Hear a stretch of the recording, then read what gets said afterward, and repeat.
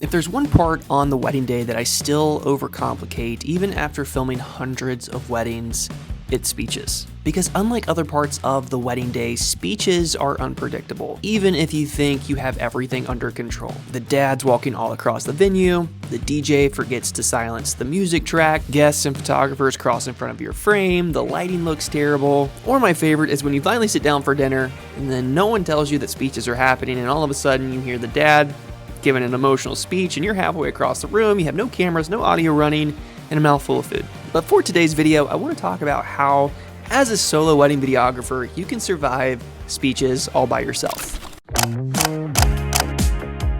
Now, before we talk about gear, I want to talk about the mindset going into this part of the wedding day. Because speeches, like I said before, they're unpredictable, and your job is to shrink the unpredictable parts as much as you can. Essentially, you want to control what you can control. Now, you can't control whether the speeches are good, but you can control where your cameras are positioned. You can control where they stand. You can control the lighting. So before anyone clinks a glass, here's what I'd do. The first is to decide where they stand. This is going to depend on the venue setup, but a common place is right beside the sweetheart table or facing the sweetheart table. The second is to get a mic stand. Now, if you don't have one and you're going into your next wedding this weekend, your best bet is to just ask the DJ if they have one that you can use. This way, you're anchoring the toaster to one position, and you're not opening the door to possibility of them wandering around the venue and ruining your lighting setup. For cameras, I'm running 3, sometimes 4 during this part of the wedding day. Camera 1 lives on the bride and groom. It's set on a tripod with a 50mm or sometimes a 135.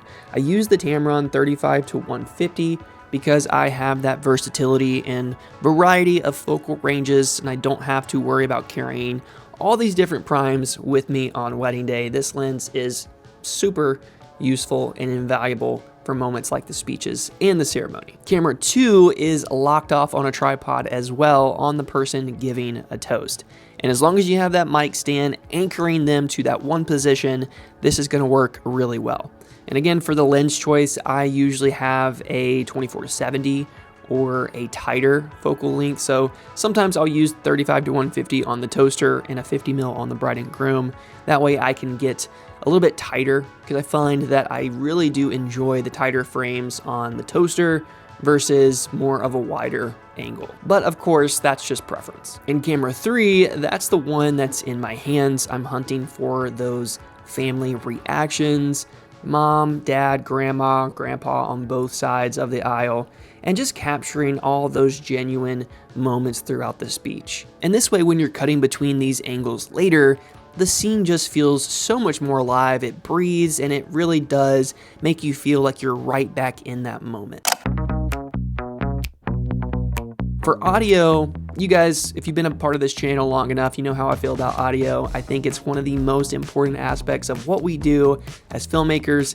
If we don't have backups on backups, we're just doing it wrong. At the bare minimum, if you're just starting, I do recommend 2 audio sources running. So one for the DJ setup, another one as a backup recording, whether it's a lav mic that's on the toaster or it's a stick mic that's on the handheld mic. There's so many different ways that you can go about capturing redundancy on the wedding day, but my top 2, the easiest, the most minimal approach is to use a field recorder that can attach to the DJ system, and then a stick mic or a Instamic Pro that can attach to the mic itself. Now, you can also mic each individual up, but this just depends on how many people are giving a toast, and if they do an open mic, which a lot of couples do, you're just not gonna have any way of knowing who's gonna give a speech. So it's best to just have your audio sources on the main source. So whether it's the mic, whether it's the DJ soundboard, those are my top 2. For lighting, I'm using the Amaran 60X lights with the Cobra 2 monopod light stands by iFootage. These things, you've probably seen them marketed on Instagram if you research gear at all. I feel like these have probably popped up in your feed. They are seriously some of the best light stands that I've ever used. I don't think I can ever go back to the collapsible legs because these leave such a smaller footprint on the day. It's less intrusive, so I don't have to worry about guests running into my light stands or knocking them over. They just make setting up lights so much easier than the collapsible legs, especially when you're in like a venue that is very small, very tight, and you need just everything to be easily accessible. These are the light stands that I would 1000% recommend. iFootage is not sponsoring this video. VidFlow is, and we'll get to them later, but these light stands, and I'm pointing over here because I'm literally using both of them right now, but they are absolutely amazing, and I'll put some footage on screen here so you can see them in action. But anyway, I digress. Let's get to the next thing. Every delivery service seems to work the same way. You pay a monthly subscription, you get a certain amount of storage, but then eventually, you run out. Then you're forced to make a decision. Delete old galleries just to make space for new ones, or keep paying more every month just to store work that you've already delivered. Do I delete this? Do I keep this? What if the couple forgot to download it, and then I delete it, and then they come to me asking, hey, where's our wedding film? And I don't have it. Delete, keep, delete, keep, delete, keep, delete it or keep it. It's not that hard. Delete, delete it or keep this. That's it. Keep, just delete, keep, delete, keep. And that's why I like how VidFlow does it. As wedding filmmakers, our seasons are never consistent. We have busy seasons, we have slow seasons. So instead of paying a monthly subscription just to keep your galleries online, with VidFlow you can buy an upload pack whenever you need one. Simply upload your film, deliver it, and that's it. There's no recurring storage subscriptions, constantly cleaning out old projects, and wondering whether or not your clients will still have access because you need to free up space. Better yet, because you know what each upload costs, you can factor that delivery fee into your wedding packages. It's a pricing model that actually fits the way wedding filmmakers work. So if you're looking for a simple way to deliver your films, check out VidFlow.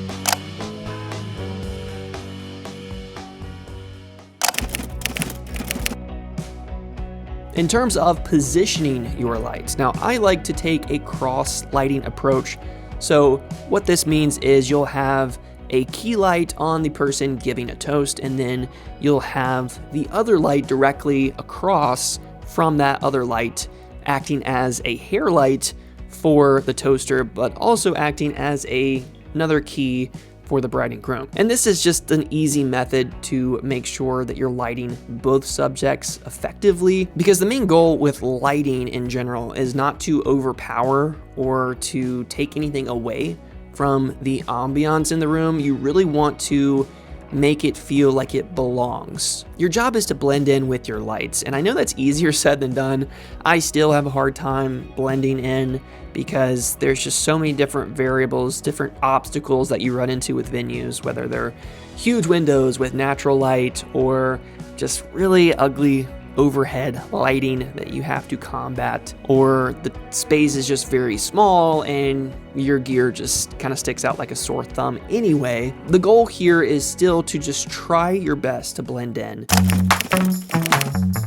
But let's talk about the minimal setup, the minimal version of navigating the speeches by yourself, because not a lot of you are going to haul 3-4 cameras, 2 lights, the whole shebang into this moment. A lot of you are working with a very modest, very frugal setup. So if it was just me and I was just getting started, the gear that I would still bring and recommend is at least to the bare minimum 2 cameras, 2 audio recorders, and 1 tripod. 1 camera that's locked off on the bride and groom. The other camera is your handheld solution. So this is your toaster angle. This is also a couple guest reactions here and there. Whenever there's a lull period in the speech, or there's a laughter, an applause, a generic line, thanking guests, this is an opportunity for you to swing your camera around 3 to 5 seconds per person, and then swing it back around for the person giving a toast. This way you have versatility later on in the edit, and you're still building that scene. For audio, it's kind of the same thing. It's the soundboard and it's a backup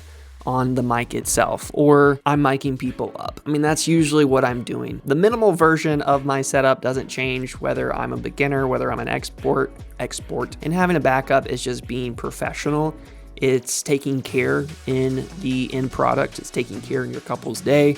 Just make sure you have multiple sources. And then for lighting, you're just not even gonna worry about them. Honestly, the best approach to getting away without having to use lights is to, one, make sure that the venue's lights stay on, they're not dimmed, they're not set for ambiance, they are full blast. You have a full frame camera, you have a fast lens on your camera, so something at 1.2, 1.4. And then for the white balance in your camera, you're setting the temperature to the dominant temperature in the room. So usually, I'd say 7 times out of 10, that temperature in the room is pretty orange. So 3200 Kelvin is a good starting point. Using an app on your phone like Light Spectrum Pro to help you dial in the exact temperature you need is one that I recommend. I use that thing all the time. But really the main point here is you can get away without having to bring all this gear. Yes, it's nice to be able to stylize and get the most cinematic looking image possible, but we can't lose sight of the main goal. And really, the part of filming weddings and learning weddings, getting better at weddings, is knowing how to navigate these moments with very limited amount of tools. And once you kind of know how to navigate the areas without all the things, that's when you can start introducing more gear and start playing around with lighting, start playing around with multiple angles so that you get better at telling the story in that moment versus having all the anxiety, not knowing where to put your lights, not knowing where to put your cameras, but you have that experience when you were very frugal, very modest filmmaker with one camera, 2 audio solutions, and no lights at all, but you still captured the wedding beautifully. Now, whichever build you run on the wedding day, there's one rule that sits with every single one of these options, and that is to, one, always keep a camera rolling. So whether you keep that tripod on the bride and groom, whether you keep it on the person giving a speech, you want to have one camera rolling consistently. Don't stop it, don't cut it, keep it rolling. And I say this because as solo videographers, it's easy to get burned here because you think, oh, the moment's done, you're packing up that tripod, you're moving to the next thing, but then all of a sudden, there's an aunt, there's a spontaneous speech that doesn't announce themselves, that wasn't on the timeline, and then you're kind of scrambling, trying to reposition it and reset. And generally, I just always think it's best to keep one camera rolling in general. Makes it so much easier when you get back into the editing room to cut between cameras and to not have to do any jump cuts during the speeches or the ceremony. It's just easy to have one safety angle rolling throughout all of the unpredictable chaos that might occur. But that's how I would survive speeches as a solo videographer. And if you're interested, I did make a free guide detailing all of the things that I talked about in today's episode. The cameras, the lenses, the lighting, the positioning, all of those things are available in this free guide that you can grab in the description below. But thanks so much for watching. I hope to see you next time. Until then, keep creating and telling beautiful stories. Peace.